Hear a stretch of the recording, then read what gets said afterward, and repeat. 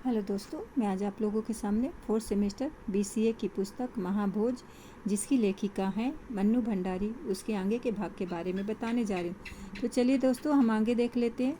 देखो, मैं चीनी नहीं लेता। किनारे की मेज पर चाय ढालते हुए कांस्टेबल को आदेश दिया सक्सेना ने।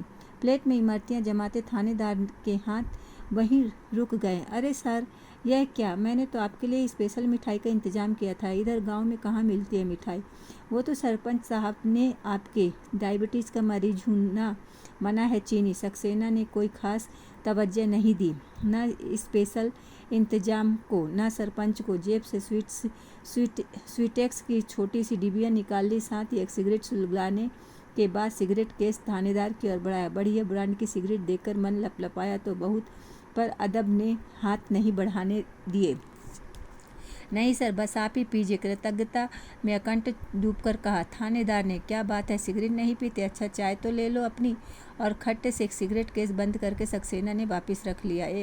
एक बार और तो कहता एकदम समेट ही लिया। मन में उभरा, पर जी सर कहकर अदब से चाय का प्याला उठा लिया और बड़े संकोच से घूंट भरने लगा। चाय की चुस्कियाँ और सिगरेट के केस खींचते हुए सक्सेना कुछ सोचने लगा। सिगरेट से निकले हुए धुएं के गोरख धंधे में उनका मन ऐसा उलझ गया कि मानो वे कमरे के ऊपर उठ गए हों। थानेदार की इच्छा हो रही थी कि एसपी साहब उनसे कुछ बातें करे, गांव वालों के बारे में ही कुछ पूछे, इस केस के बारे में ही उसकी राय जाने। आखिर पहली बार तो उसने ही लिए हैं सारे बयान। गरम कुछ ज़्यादा ही है यह जगह। लो, ये तो मौसम पर चालू हो गए। खैर, किसी पर बात करे तो करे, उसे तो जवाब देना ही है। जी वह बात यह है सर कि चारों तरफ खुले मैदान ही मैदान है। पेड़ वेड़ तो है ही नहीं ज़्यादा, सो बस लू के सपाटे चलते रहते। सक्सेना फिर चुप। आखिर थानेदार ने हिम्मत करके अपनी ओर से बात चलाई। सर, हीरा के बाद जिसका बयान होना है ना बिंदा, वो आया ही नहीं, आएगा भी नहीं। मैंने आपसे अर्ज किया ना, एक ही सिरफिरा आदमी है वह। बहुत ही खतरनाक बहुत ही पैनी नज़रों से देखा सेना ने, मानो इस शब्द का अर्थ जानना चाहता हो। इस नज़र से एक क्षण को हकबकाया थानेदार पर, फिर कि इतनी देर में घुमड़ती हुई बात सरका ही दी। जी, गांव में जितने झगड़े फसाद होते हैं ना, सब इन्हीं लोगों की वजह से। सच पूछे तो बिशु भी ऐसा ही था सर। खुद तो कुछ करना धरना नहीं, बस काम करवाने वालों को भड़काना सारे दिन, उल्टी सीधी बातें। बात बीच में ही तोड़ दी सक्सेना ने। एक छोटी सी हुंकार उछालकर थोड़ी देर चुप रहा थानेदार, फिर धीरे से पूछा, उसका फिर कैसे होगा सर? आप कहें तो देखते हैं। अभी सक्सेना कोई परेशानी ही महसूस नहीं कर रहे हैं। अजब आदमी है यह भी, इसमें देखने को क्या रखा है? कोई तमाशा है यह भी? कहें तो अभी पकड़कर बुला ले उससे। वैसे कोई आसान काम नहीं है उसे लाना, पर ऐसे टेढ़े आदमियों को ठीक करना वह खूब जानता है। एक बार मौका तो दे दे उसे।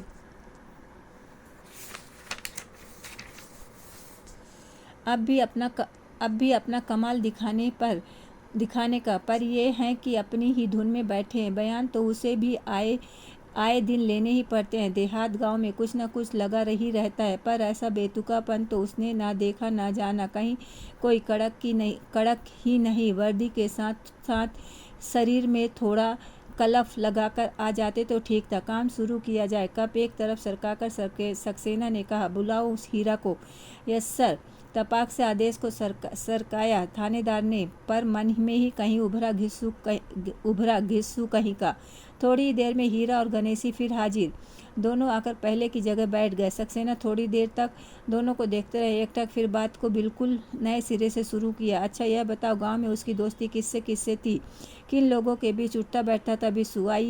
ऐसे तो सभी के साथ उठत बैठत रहा सरकार, पर हाँ, खास दोस्त तो बिंदे रहा। भाईयन माँ भी ऐसा प्रेम ना मिले हैं आपको? कौन है यह बिंदा? थानेदार ने इतनी गाथा सुनने के बाद भी सक्सेना ने इस तरह पूछा जैसी पहली बार सुन रहे हो यह नाम।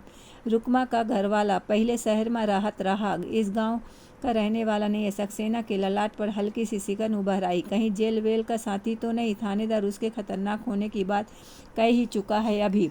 ना ही सर, शहर में राहत रहा हुए नौकरी करत रहा। लेकिन जब रुकमा का बाप मरीगा तो रुकमा ले आई बाप की खेती संभारन के खातिर, और कोई बाल बच्चा तो नहीं रहा उही के। रुकमे अकेले बिटिया रही और 20 बीघा की खेती रही, कुआं, गाय, बैल, भैंस, अमराई।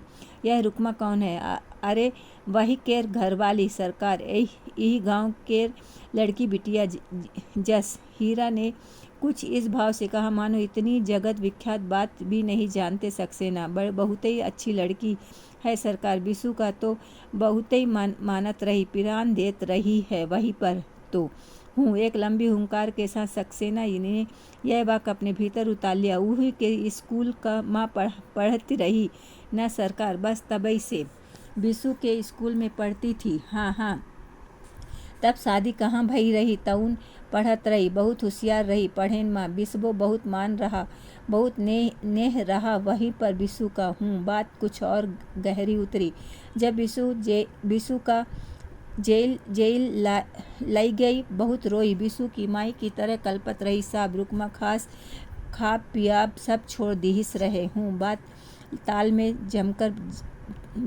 में जाकर जम गई और बयान की हर पंक्ति रेखांकित होती चली गई। शादी कब हुई रुकमा की? बस यही 2.25 बरस। बहुत रोध होकर शादी या खुशी खुशी कर ली? अरे सरकार रोती तो है ही बिटिबे। शादी के समय महतारी का घर छोड़त करेजवा बहुत कसकत है बिटियन का। फिर यही के तो महतारी नहीं रही सरकार, बाप का घर वही देखत रही। मोह तो होते है। शादी करके शहर में चली गई या गांव में ही रही? शादी कर इसके बाद कौन गांव में छोड़ा सरकार? गई तो शहर ही, पर वहाँ ईको दिन मन लागे नहीं सरकार। वही का तो चली आई। और का बाप को बीमारी माँ आई तो फिर के गई नहीं। साफ कही दी बिंदा से, मैं अब शहर ना आई वो। आवे का होई तो बिंदा आवे, नहीं तो रहे अपने शहर में। और अब बाप की खेती देख ही। बस फिर बाप के मरे पे बिंदऊ गांव आई रहा। तल में बैठी बात पर मुहर लग गई। तो बिसु की जान पहचान कैसे हुई बिंदा से? वह तो जेल में रहा होगा उस समय। जेल से छूट के जब आवा तब भाई सरकार। जब बिसु छुट्टी के आवा तो बहुत ही खुश भई रही रुकमा की खुशी की याद क्षण भर के लिए हीरा के चेहरे पे को भी हुलसा गई। फिर क्या सरकार? जेल से छूटे के बाद जौन बहुत गुमसुम, बहुत चुपचाप रहा हमार बिसुआ, तौन रुकमा रोजे बिंदा के लेके आवत रही। बिसुआ के बोले बतियाए वही ठीको के हिस बिसुआ का हूँ। लिखना खत्म हुआ तो एक क्षण पेन को मेज पर टकोरते रह सक्सेना, जैसे कुछ सोचने लगे हों। फिर पूछा, तो इसका मतलब यह हुआ कि बहुत पुरानी दोस्ती नहीं है बिंदा और बिसु की, जैसे बचपन की दोस्ती होती है? नहीं, वो तो रुकमा से रही। बिंदा से तो यह 6-7 महीने कैर आए। मुदा गर आप देखत सरकार जान परत जानो बचपन की नहीं, पिछले जन्म की दोस्ती आए। जरूर पिछले जन्म का जन्मे का संजोग रहा होई सरकार, नहीं तो ऐसा प्रेम। अच्छा, कभी लड़ते भी दोनों आपस में? अरे खूब लड़त रहे सरकार, मार जोर से लड़त रहे हैं। एकाएक हीरा के झुर्रियों भरे चेहरे पर वात्सल्य की तरलता झलकने लगी, मानो सामने ही बिसु बिंदा लड़ रहे हों। किस बात पर लड़ते थे? प्रश्न पूछने के साथ ही सक्सेना ने अपनी निगाह पैनी और घूस सूंघने की शक्ति को तेज कर दिया। ना जाने कौनी बात पर ऐसे ही बतकही कि बस बिंदा पढ़े लिखे है ना सरकार। फिर शहर का रवैया अब हम उनकी बातन का समझित सकित हैं सरकार। बतियात जो लड़ पड़े तो लड़ते रहत। अच्छा यह बताओ रुकमा अपने आदमी के साथ खुश है? बहुत खुश है सरकार, एक बेटबहू है 1.5 बरस का हूँ। 2 मिनट चुप रहकर सोचते रह सक्सेना। फिर उन्होंने कुछ लिखना शुरू किया और हीरा जैसे बिसु की उन पुरानी यादों में खोया रहा। कोई 5 मिनट तक कुछ लिखते रहे सक्सेना, फिर बात को दूसरी ओर घुमाते हुए पूछा, अच्छा अब यह बताओ, गांव में दुश्मनी थी उसकी किसी से? हीरा चुप। किसी से लड़ाई या दुश्मनी थी उसकी? डरो नहीं, बोलो। इस प्रश्न के साथ ही थानेदार ने कुर्सी पर बैठे बैठे अपना धड़ छोड़ा आगे को निकाल लिया। अब जरूर कोई ना कोई नाम टेप देगा यह बुड्ढा। डर तो किसी का नहीं रह गया। का बताई सरकार, दुश्मनी तो नहीं, मुदा फिर हिचकिचाने लगा हीरा, पर सक्सेना की सच कहने की को उकसाती हुई मुद्रा से हौसला पाकर कह दिया, जोरावर सिंह और मालिक लोग वहीं से बहुत नाराज रहत रहे हैं। मालिक लोग कौन? अरे यही सरकार, जहीं के बड़े बड़े खेत है। सरपंच साहिबो बहुत नाराज रहत रहे हैं। क्यों रहते थे नाराज? अरे अब का बताई सरकार, बस बचपना रहा हमार बिसवा का।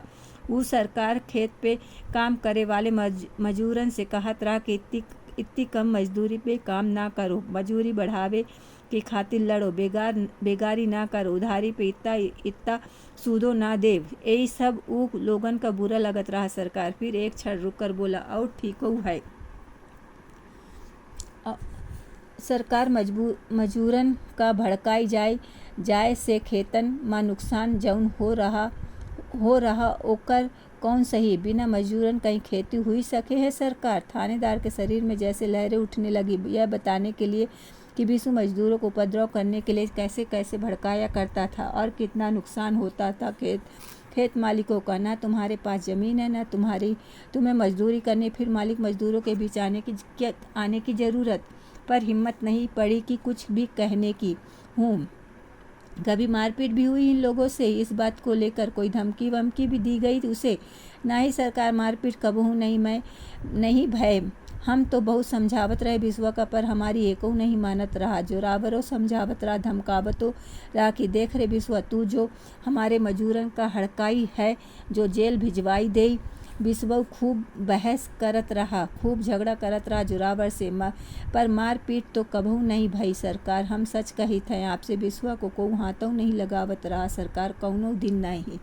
अंतिम वाक पर थानेदार के तनाव एकाएक ढीले हो गए। समर्थन के से स्वर में, जी सर, कभी कोई मारपीट नहीं हुई हूँ। और थानेदार की मुहर लगे हीरा के वाक्य को रेखांकित कर दिया। सक्सेना ने फिर पूछा, अच्छा यह बताओ कि जिस दिन उसकी लाश मिली उससे एक दिन पहले उसका किसी से झगड़ा हुआ था या कोई कहा सुनी हुई थी घर में या बाहर? जोरावर से, नहीं सरकार, कहूँ से नहीं, इधर तो ऊ लड़बई छोड़ दिहिस रहे हैं। जब से हरिजन टोला में आगजनी भई न सरकार, तब से ऊ कहूँ से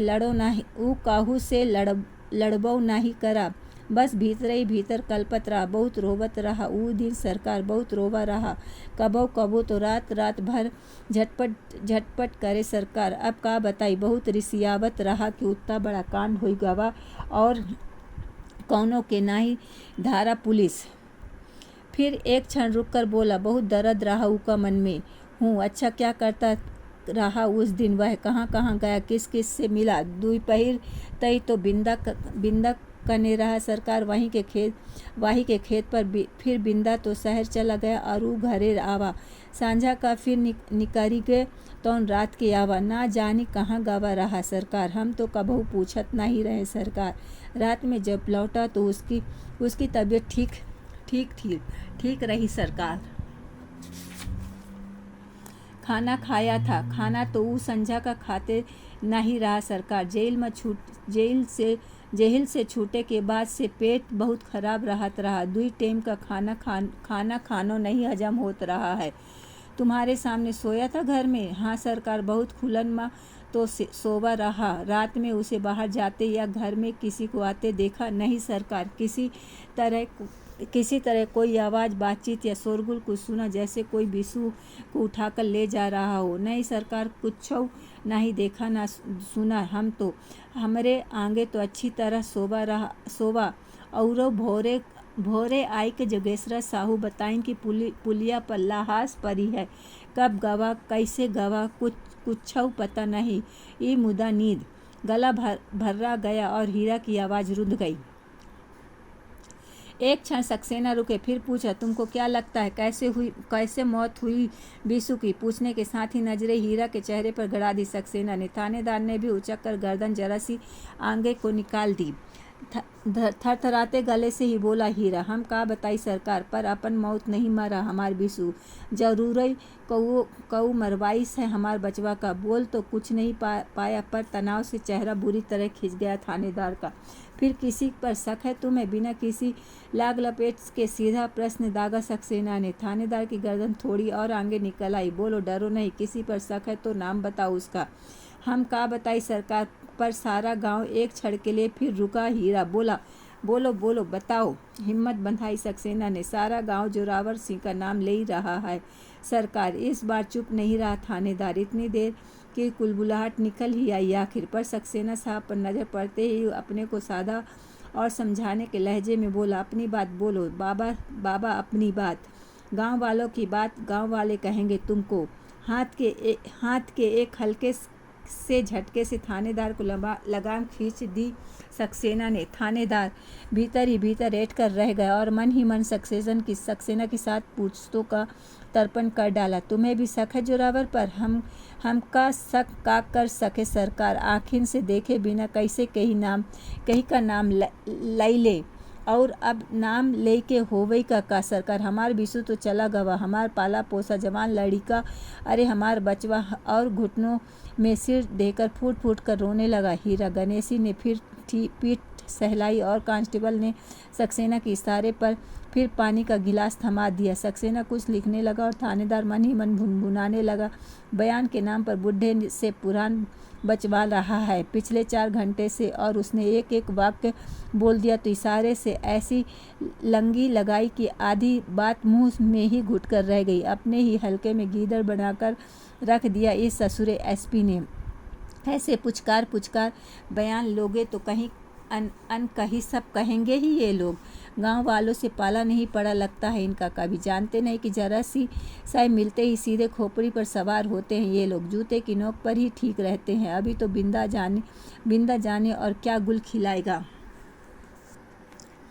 फाइल से सिर उठाकर सक्सेना ने कहा, अच्छा बाबा अब तुम जाओ। फिर जैसे उसे संतावना देते हुए बोले, देखो हम अपनी तरफ से पूरी कोशिश करेंगे, खूब अच्छी तरह छानबीन करेंगे, बस थोड़ा धीरज रखो, जरूर पता लगाएंगे कि आखिर मौत कैसे हुई बिसु की। सक्सेना के इस आश्वासन से ही थानेदार के गले में जैसे कुछ फंसने लगा। उठते हुए हीरा उखड़े स्वर में बोला, बड़ी मेहरबानी सरकार आपकी। फिर एक गहरा निश्वास छोड़कर मुदा अब पता लगाई के का हुई। हमार बिसु तो लौट के आवे से रहा, अब ना आवे का बिसु। अब तो बस चले गवा। और कुर्ते की बाएं से आंखें पोंछता गणेशी के हाथों में थमा धीरे धीरे हीरा बाहर हो गया। हीरा के जाते ही सक्सेना ने अपना सिर कुर्सी की पीठ पर टिका दिया और आंखें मूंद लगा जैसे वे एकाएक बहुत थक गए। थानेदार उनके अगले आदेश की प्रतीक्षा करता रहा। थोड़ी देर बाद सक्सेना सोचते रहे, कलाई उठाकर घड़ी देखी, फिर सोचते बोले, बिंदा का बयान अब कल के लिए रख लेते हैं, अभी आया भी नहीं है वह, और वह तो कल भी नहीं आएगा सर। आदमी तो मैं आज फिर भेजूंगा, आप कहेंगे तो, पर वह आएगा नहीं। बुलाने पर ना आए तो हथकड़ी डालकर ला सकते हैं, पर उसे डर नहीं किसी का। मैंने कहा ना सर, बहुत खतरनाक है। ठीक है, कल ही देखेंगे। बिंदा के खतरनाक पने से तनिक भी विचलित हुए बिना सक्सेना ने कहा, और फिर अपने साथ आए कांस्टेबल को आदेश दिया कि कागज फाइल समेट, और एकदम उठ खड़े हुए। यह क्या सर, खाना यहाँ नहीं है। यह कैसे हो सकता है सर, खाने का पूरा इंतजाम किया है आपके लिए। वैसे भी शहर पहुँचते पहुँचते बहुत अबेर हो जाएगी। गर्मी भी तो कितनी है सर। तबीयत वबीयत नहीं, कोई खास देर नहीं होगी, 40 मिनट में पहुँच जाएंगे। खाने के बाद निकलना तो और भी मुश्किल होगा, तो थोड़ा आराम कर लीजिए सर। खाने का इंतजाम तो पंचायत घर में है, सोने का सरपंच साहब के यहाँ हो जाएगा। बहुत खुश होंगे सरपंच साहब सर। सक्सेना एक क्षण चुप होकर कुछ सोचने लगे। थानेदार और उत्साह में आ गए, चलिए सर 5 मिनट में पहुंच जाते हैं, 2-2.5 मील तो है कुल। सर बहुत खुशी होगी हम सबको और गांव वालों को भी। यदि आप भोजन नहीं करेंगे तो बयान लेने के लिए आप खुद आ रहे हैं, इससे कैसी खुशी की लहर है गांव में। आप अपनी आंखों से एक बार देख भी लेंगे तो। ढेर सारा आग्रह संजोकर एक तरह से गिड़गिड़ाकर ही थानेदार रहा, नहीं भाई आज तो नहीं हो सकेगा, कुछ ज़रूरी काम भी है। फिर उसे जैसे तसल्ली देते हुए कहा, अभी तो 2-3 दिन रोज ही आना है, एक दिन खाना भी हो जाएगा। कागज फाइल से सिमट गया तो सक्सेना बरामदे में आए। उन्होंने वहीं से देखा, दूर पेड़ के नीचे छितराया हुआ लोगों का एक समूह इस समय हीरा गणेशी के इर्द गिर्द सिमट आया। एक हल्की सी मुस्कान उनके होठों पर फैल गई। फिर धीरे धीरे 2 सीढ़ियाँ उतर कर वे अहाते में आए। थानेदार भी ताबेदारी मुद्रा में लेफ्ट राइट करता हुआ साथ चला। जीप में बैठकर सक्सेना ने कहा, देखो बिंदा के पास आदमी भेजने की ज़रूरत नहीं, मैं अपना आदमी भेजूंगा उसके पास। और थानेदार इस बात को पूरी तरह समझे ना समझे, तब तक एक और आदेश मिला। अफसरी मुद्रा और सख्त आवाज़ में लिपटा हुआ, बिंदा के बयान के समय कमरे में कोई नहीं रहेगा, सिर्फ मैं और वह। और खटाक से जीप स्टार्ट हो गई। भीतर उभरी एक वजनी गाली को वापस ठेलकर मशीनी ढंग से एक जोरदार सैल्यूट मारा थानेदार ने, और जब तक जीप सड़क नहीं ली उसी पोज में खड़ा रहा। धूल उड़ाती हुई जीप जैसे अहाते के बाहर हुई तो सारे शरीर को एकदम ढीला छोड़कर बगल के डंडे को पूरी ताकत के साथ 2-3 बार हवा में भांजता मुड़ा और सामने पड़े ढेले को जोर से लात जमाई। बिंदा के साथ अकेले में बयान लूंगा, सुअर की औलाद। कल जब से सरोहा से लौटे हैं सक्सेना एक अजीब सी ऊहापोह में पा रहे हैं अपने को। डीआईजी ने बुलाकर जब यह काम सौंपा था तो थोड़ा आश्चर्य हुआ था सक्सेना को। वैसे किसी गांव में जाकर बयान लेना कोई इतना महत्वपूर्ण काम नहीं है। साधारणतः एसपी जाते भी नहीं ऐसी वारदातों के लिए, गांव का थानेदार ही निपट लेता है। पर इस समय सरोहा साधारण गांव नहीं, इसलिए वह काम भी बहुत महत्वपूर्ण हो उठा है। इतना महत्वपूर्ण कि गृह मंत्री दास साहब ने खुद बुलाकर हिदायत दी थी। सुना है कि आतंक जगाने वाला पुलिस रवैये नहीं है तुम्हारा। बहुत अच्छी बात है, मैं कदर करता हूँ इसके लिए, इसलिए तुम्हें सौंपा भी गया है यह काम। एक बार फिर से बयान लोगे तो लोगों के और इस तरह पेश आओ कि हिम्मत और हौसला जागे लोगों का, और वे अपनी बात कहें बिना झिझक और डर के कहें। हमें लोगों का विश्वास जीतना है। रोम रोम पुलकित हो उठा था सक्सेना का और कृतज्ञता में डूबा हुआ यस सर बड़ी तपाक से निकला। शक्ति किसी के साथ नहीं हो और किसी तरह की भी नहीं हो, इस आदेश के साथ अपनी बात का समापन किया था दास साहब ने। तो सक्सेना ने अपने मन में बड़ी हिम्मत और हौसला जगाने लगा। लौटे तो वे बेहद खुश है। बस दास साहब का एक ही वाक्य रह रहकर मन में गूंजता रहा, आज तक आपने इस पुलिसी रवैये की कीमत ही चुकाते हैं बेचारे, पर आज कोई कदर करने वाला तो मिले, और मिला है तो अपने को इस लायक सिद्ध करके ही दिखाएंगे। आज की इस चूहा दौड़ में इतने पीछे पड़ गए सक्सेना की अब तो अपने लिए किसी तरह की उम्मीद करना भी छोड़ दिया। अभी सरकारी नौकरी की सारी सुविधा सुरक्षा को चुनौती देते आईजी के तबादले की खबर ने पुलिस विभाग में खलबली मचा दी। यूँ सबको ही अपनी अपनी नौकरी अधर में लटकी हुई दिखने लगी। आजकल पर मौका मिलते ही एक सीढ़ी ऊपर चढ़ जाने की जी तोड़ कोशिश करने से कोई चूकता नहीं। एक सक्सेना ही हैं जिन्होंने अपने मन को समझा रखा है कि वे एसपी हैं और रिटायर होने तक भी शायद एसपी ही बन रहे। क्या करें, मजबूरी है उनकी। यह कहना चाहिए कि यह सीमा है उनकी कि सबको प्रसन्न करने वाला लोच है ही नहीं उनके व्यक्तित्व में। इसलिए दास साहब के इस वाक्य के अतिरिक्त रूप से पुलकित ही नहीं किया था, बल्कि मन में एक उम्मीद भी जगा दी थी सक्सेना के। लौटकर डीआईजी को बताई सारी बातें बिना कोई खास प्रतिक्रिया जाहिर किए। इतना ही कहा, बहुत गौर से सारे केस को देख चुका हूँ मैं, और रिपोर्ट भी करीब तैयार ही है। It's a clear case of suicide. आप यह रिपोर्ट देख लीजिए, कोई छोटा मोटा चेंज करना हो तो कर दीजिए। वैसे खास ज़रूरत नहीं पड़ेगी, लेकिन बयान सबके लीजिए, पूरे लीजिए। गांव वालों को पूरी तरह तसल्ली हो जानी चाहिए कि कोई बात अनकही नहीं रही। तो सारा उत्साह बुझ गया था सक्सेना का। जब रिपोर्ट तैयार ही है तो फिर जाकर उन्हें करना ही क्या है, मात्र ब्लॉटिंग पेपर की तरह लोगों की कई बातें सोख कर ले जाना है। वह भी इस तरह के निष्कर्ष निकले।